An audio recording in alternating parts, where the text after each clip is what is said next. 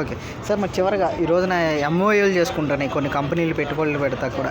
ముఖ్యంగా రిలయన్స్ సంస్థ వాళ్ళు కానీ ఒక స్టీల్ ప్లాంట్ పెట్టడానికి అనకాపల్లిలో కూడా ఎంఓయూలు చేసుకోవడం దాదాపు 1,00,000 కోట్ల పెట్టుబడి. అంటే గత 5 ఏళ్ళు ఇలాంటి పెట్టుబడులు ఎక్కడ చూడని పరిస్థితి. కానీ అయినా సరే ఈ ప్రభుత్వాన్ని నమ్మి వస్తున్నారంటే ఎలా చూడొచ్చు అంటారు? సార్ మెమోరాండమ్ ఆఫ్ అండర్స్టాండింగ్ ఎంఓయూలు నేను 2010 నుంచి స్టార్ట్ చేశాను సార్.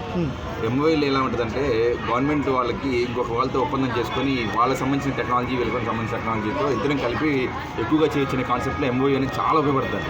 ఈ గవర్నమెంట్లో ఎక్కువ ఎంఓయూ జరుగుతుంది, చూసారా లేదు? గత గవర్నమెంట్లోకి ఈ గవర్నమెంట్కి తేడా ఏంటంటే వీళ్ళు ఎక్కువ మందితో ఇన్వెస్టర్ని ఎన్ఆర్టీ టీడీపీ సెల్ సెపరేట్గా ఒక ఎంపవర్మెంట్ సెల్ సెపరేట్గా మెప్మా అని సెపరేట్గా బ్యాంక్స్ అని అందరితో ఎంఓయూలు తీసుకోవడం కూడా పటాభి గారు ఇప్పుడు స్వచ్ఛందంగా ఇప్పుడు ప్రమాణ చేస్తున్నారు కదా, ఆయన కూడా అన్ని కాలేజీల్లో కూడా వచ్చే ఈ వేస్ట్ని మళ్ళీ రీసైకిల్ చేసి రీయూజ్ చేసే కాన్సెప్ట్లో రీఇన్వెస్ట్ చేసి వెళ్తుంటే చెత్త నుంచి మనం చాలా సాధించవచ్చు. సాలిడ్ వేస్ట్ మేనేజ్మెంట్ కానీ వెట్ వేస్ట్ మేనేజ్మెంట్ కానీ చాలా రకాల చెత్త నుంచి మనం ఇంట్లో వచ్చే చెత్త నుంచి కూడా రీఇన్వెస్ట్ చేయొచ్చు. కాబట్టి మీరు అడిగిన కోసం నేనేం చెప్తున్నానంటే ఎంఓఈలు సంస్థలతో కంపెనీలు ఉంటాయి, చాలా రీయూజ్ చేసే కంపెనీలు. ప్రతి ఒక్కటి ప్లాస్టిక్ కానీ వాటర్ నుంచి అలా శాండ్ నుంచి కానీ ఏదైనా ఎలక్ట్రిసిటీ జనరేట్ చేయొచ్చు కదా, అవన్నీ కూడా కంపెనీలతో ఎంఓఈ చేసుకుంటే రేపు ఫ్యూచర్లో జనరేషన్స్కి వాటర్ ప్రాబ్లం కానీ కరెంట్ ప్రాబ్లం కానీ ఏ విధమైన డైలీ నిత్యావసరాల వస్తువులు కూడా రీసైకిల్ చేసుకుంటేనే రీయూజ్ చేసుకునే కాన్సెప్ట్లోనే ట్రిబులర్ కాన్సెప్ట్లో వెళ్ళినప్పుడే ఎంఓఈలు కూడా ఉపయోగపడతాయి. ఎంఓఈ అంటే ఏంటి, మనం వేరే కొత్త కంపెనీస్తో ఎంఓఈ చేసుకుంటే వాళ్ళు మనం సపోర్ట్ చేస్తూ మన దగ్గర ఉన్న ప్రోడక్ట్స్ వాళ్ళకి ఇస్తూ టెక్నాలజీ ట్రాన్స్ఫర్ చేసుకునే కాన్సెప్ట్ని ఎంఓఈ ఉంటుంది. అవునా, మెమోరాండమ్ ఆఫ్ అండర్స్టాండింగ్ మళ్ళీ వేరు, అసోసియేషన్ వేరు. అండర్స్టాండింగ్ అంటేనేమో వాళ్ళతో అండర్స్టాండింగ్ చేసుకొని రాసుకునేది. మెమోరాండమ్ ఆఫ్ అసోసియేషన్ అనేది ఏంటంటే కొన్ని అసోసియేషన్స్ ఉంటాయి, like APMSME associations, chamber of commerce associations, Telangana chamber of federation associations, ఇంకా లైక్ కొన్ని business forums, TANA business APTA business forums, chamber of business forums ఉన్నాయి.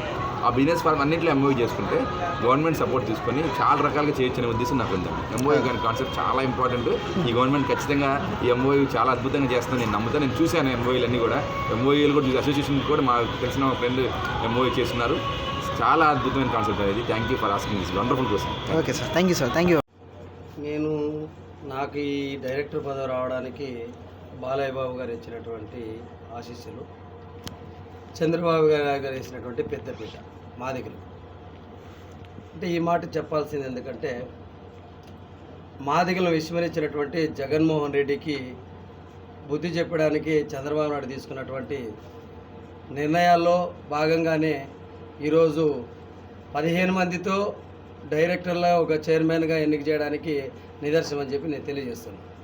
అంటే ఉన్న వాటిని పెంచడం ఎంతవరకు కరెక్ట్ అని మీరు అడిగినప్పుడు, ఎక్కడైతే స్కిల్ ఉందో అక్కడ ఉన్నటువంటి వాళ్ళను ఈరోజు నాయకులుగా తయారు చేసి ఒక స్టేట్ డైరెక్టర్ చూపడం అనేది చంద్రబాబు నాయుడు యొక్క పరిపాలన దక్షత నిదర్శనం అని చెప్పి నేను చెప్తున్నాను.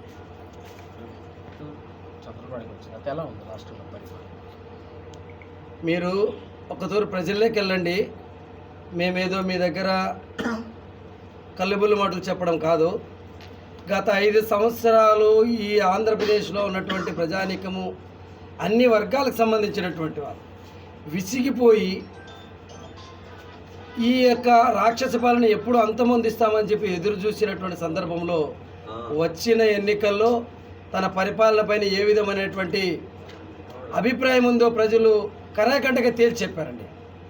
ఇక్కడ ప్రజలు ఎక్కడ కూడా ఒకవైపు నిలబడతారు అనే దానికి నిదర్శనం లేదు. పాలకుని యొక్క విధి విధానాలు ప్రజా సంక్షేమానికి పెద్దపీట వేస్తారా లేదా అనేది మాత్రమే ఆలోచన చేస్తారు. ఈ 5 సంవత్సరాల్లో ఈ యొక్క జగన్మోహన్ రెడ్డి యొక్క నిరంకుశత్వానికి మరి రాక్షస పాలనకు రైతులు, ప్రజలు, ప్రజాస్వామికవాదులు, ఆంధ్రప్రదేశ్ ప్రజానీకం అందరూ కూడా ముక్త కంఠంతో మరి ఆయన వ్యతిరేకిస్తూ తీర్పిచ్చి ఈరోజు చంద్రబాబు నాయుడు అయితేనే ఈ ఆంధ్రప్రదేశ్ని మరి భవిష్యత్తులో మరి ఈ ఆంధ్రప్రదేశ్ యొక్క ప్రజల యొక్క భవిష్యత్తు నిలబెట్టగలరని ఏకైక లక్ష్యంతోనే ఆయనకి ఈరోజు అధికారం కట్టబెట్టారు.